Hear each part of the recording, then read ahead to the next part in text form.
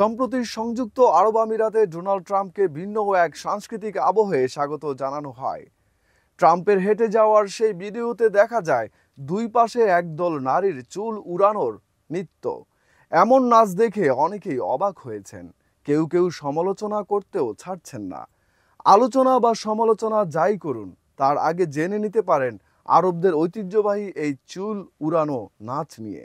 2014 সালে প্রকাশিত ইউনেস্কোর 9 মিনিটের একটি তথ্যচিত্র থেকে জানা যায়, ঢোলের তালে চুল এপাশ থেকে ওপাশে নাচানো সাধারণ কোনো নৃত্য নয়। এই নাচ সংযুক্ত আরব আমিরাতের সংস্কৃতির অংশ, যে কারণে ঐতিহ্যবাহী এই নাচ দিয়ে ট্রাম্পকে স্বাগত জানানো হয়। এই নাচের নাম আইয়ালা।